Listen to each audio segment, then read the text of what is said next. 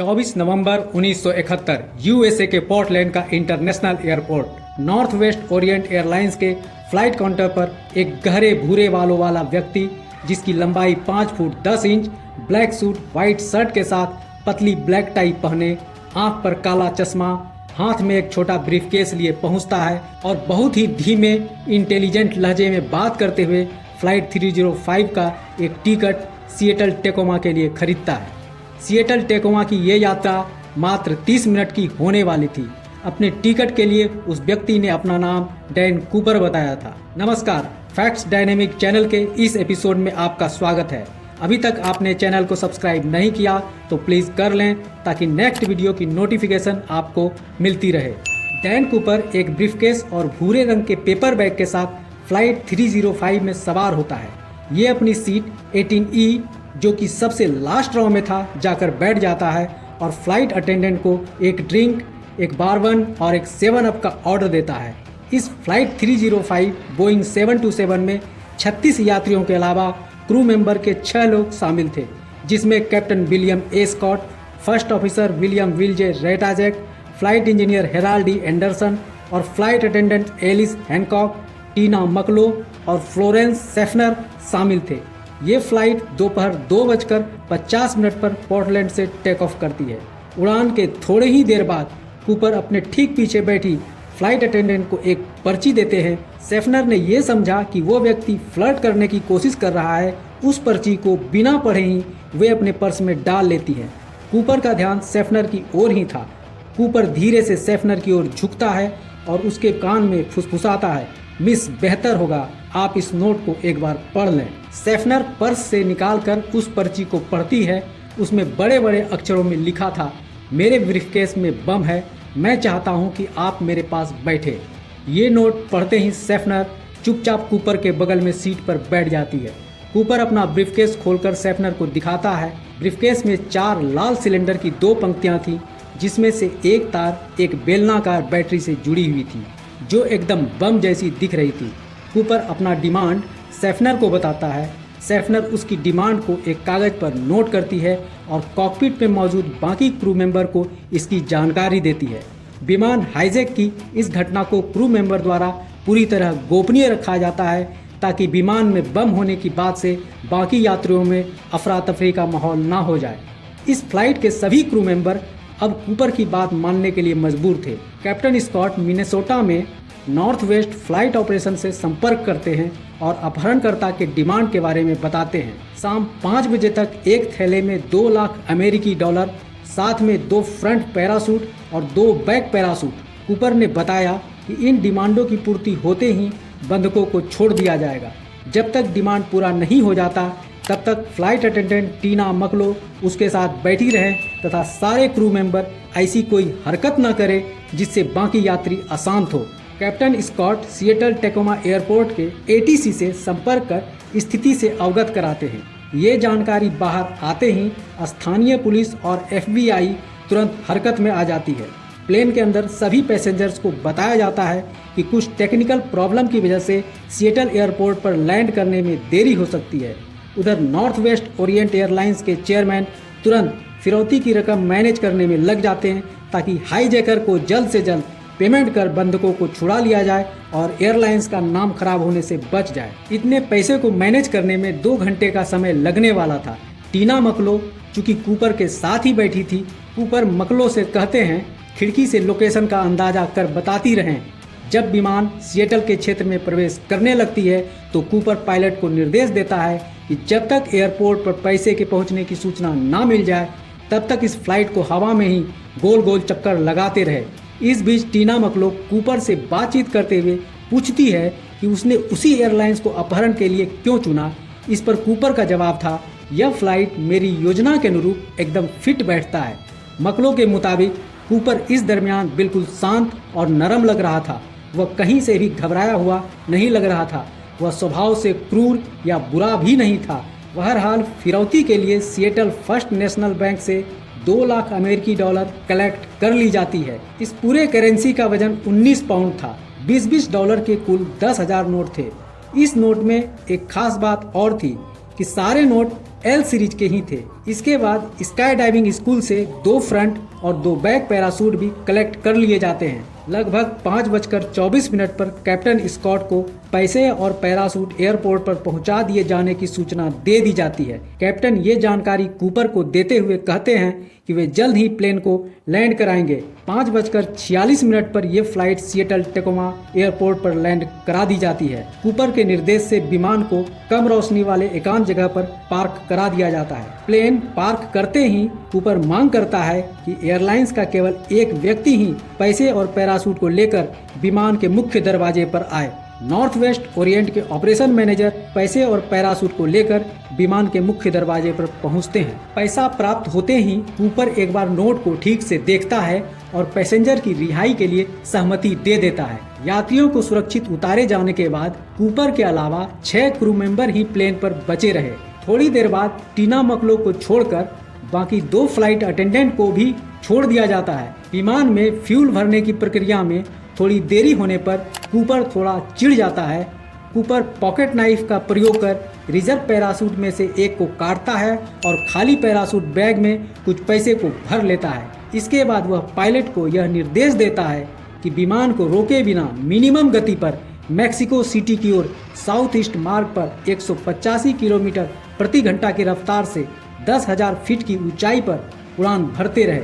साथ में landing gear ready रहे और विंग फ्लैप 15 डिग्री नीचे हो।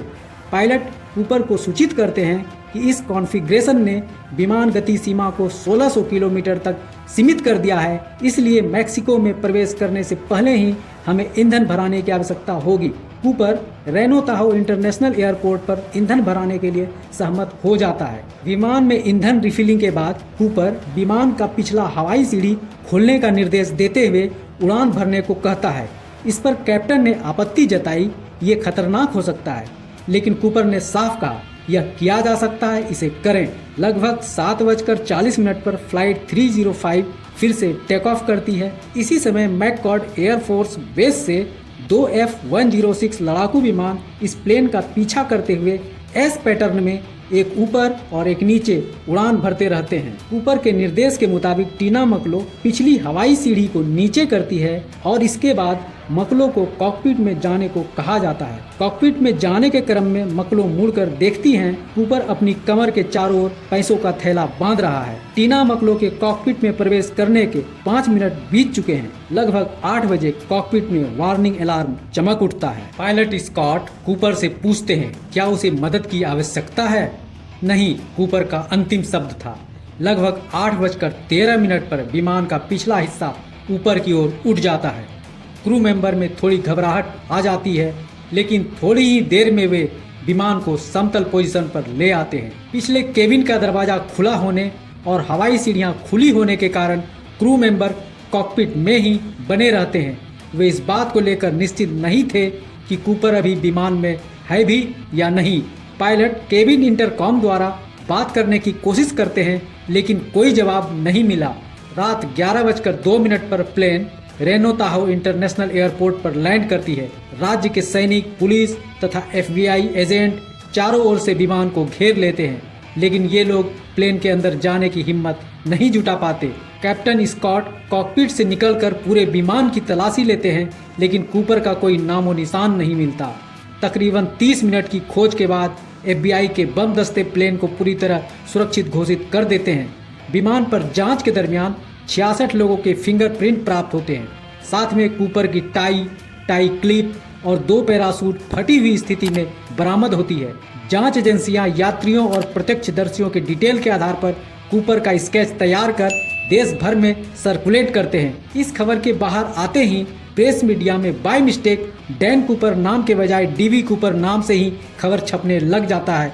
इस तरह इस पूरे मामले को DB कूपर के नाम से ही जाना जाने लगता है। फ्लाइट 305 के ऊपर फ्लाइंग कर रहे एयरफोर्स के F-106 लड़ाकू विमान के पायलट ने भी किसी को विमान से कूदते नहीं देखा।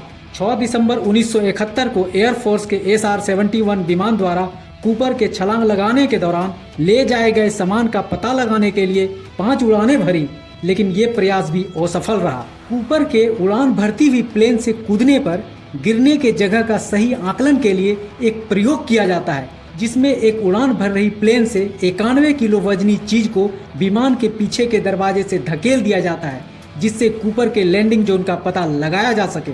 ये क्षेत्र वाशिंगटन से कुछ मील दक्षिण पूर्व में लेक मेरविन के पास है। इस क्षेत्र में स्थानीय पुलिस, FBI एजेंट पैदल और हेलीकॉप्टर से घने जंगलों में सघन खोज करते हैं। घर घर जाकर तलाशी ली जाती है। इस पूरे अभियान में ना तो कूपर मिला, ना ही उसका कोई सामान या पैसा। इस तरह कई बार कई दिनों तक खोजें चलती रहीं।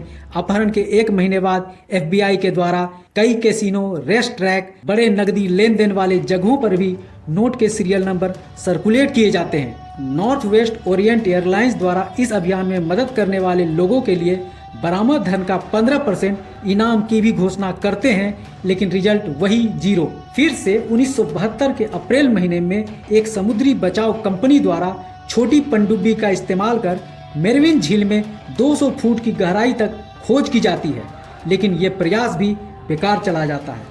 बाद के विश्लेषण से ये संकेत मिलता है कि कूपर के मूल लैंडिंग क्षेत्र का अनुमान बिल्कुल गलत था। कैप्टन स्कॉट, जो कूपर के द्वारा गति और ऊंचाई की मांग के कारण विमान को मैनुअल रूप से उड़ा रहे थे, बाद में ये समझ आया कि उनका उड़ान रूट जितना सोचा गया था उससे भी कहीं अधिक पूर्व में था। कॉन्टिनेंटल एयरलाइंस के पायलट टॉम बोहन, जो फ्लाइट 305 से 4 मिनट पीछे उड़ रहे थे, ने संकेत दिया कि एक्चुअल ड्रॉप जोन समझने में गलती हुई है। हवा की दिशा 80 डिग्री तक थी। उनके सुझाव के मुताबिक वास्तविक ड्रॉप जोन दक्षिण से भी दक्षिण पूर्व में वासोल्गन नदी के वाटर ड्रेनेज एरिया में था। 10 फरवरी 1980 को 8 वर्षीय ब्रायन इंग्राम अपने परिवार के साथ टीना वार नामक समुद्र तट पर छुट्टियां मनाने जाते हैं और वे रेतीले तट पर कैंप लगाने के लिए जगह सेलेक्ट कर रहे थे। तभी उस बच्चे को नोट के 3 पैकेट पड़े मिलते हैं, जो कुल $5,800 थे। लंबे समय तक खुले में पानी मिट्टी के संपर्क में रहने के कारण थोड़े बिखर गए थे, लेकिन फिर भी रबर बैंड में बंधे हुए थे। FBI की टीम ने जांच की तो पता चला कि ये वही नोट है जिसे कूपर ने फिरौती के तौर पे लिया था। इसके बाद कूपर और बाकी पैसे को लेकर फिर कभी कोई सुराग हाथ नहीं लगा। सिर्फ अटकलें और थ्योरीज ही आती रहीं। इंग्राम द्वारा नोट प्राप्ति के 6 साल बाद 1986 में बरामद किए गए नोटों को ब्रायन इंग्राम और बीमा कंपनी ग्लोब इंश्योरेंस के बीच समान रूप से बांट दिया जाता है, क्योंकि बहुत पहले ही इंश्योरेंस का सारा पैसा नॉर्थ वेस्ट ओरिएंट एयरलाइंस ने प्राप्त कर लिए थे। FBI ने भी सबूत के तौर पर 14 पीस नोट सैंपल के रूप में अपने पास रखे। 2008 में ब्रायन अपने 15 नोटों की नीलामी कर $37,000 प्राप्त करते हैं। अंततः 8 जुलाई 2016 को FBI द्वारा इस कूपर मामले की सक्रिय जांच को पूरी तरह बंद कर दिया जाता है। जांच के 45 साल के दरमियान कलेक्ट किए गए 66 वॉल्यूम केस फाइल को वाशिंगटन DC FBI मुख्यालय और वेबसाइट पर ऐतिहासिक साक्ष्यों के लिए अपलोड कर दिया जाता है। विमानन इतिहास में यह इकलौती ऐसी चोरी रही जो आज भी अनसुलझा है। इस कहानी के विषय में आपके विचार क्या हैं, कमेंट कर जरूर बताएं। दोस्तों, आज का ये एपिसोड आपको कैसा लगा? उम्मीद है अच्छा लगा। तो देर क्यों, जल्दी से लाइक कर दें और अपने दोस्तों को शेयर भी कर दें। साथ ही साथ चैनल को सब्सक्राइब करना तो बिल्कुल ना भूलें। आज के लिए बस इतना ही। मिलते हैं नेक्स्ट एपिसोड में एक नई इन्फॉर्मेटिव वीडियो के साथ। नमस्कार, जय हिंद।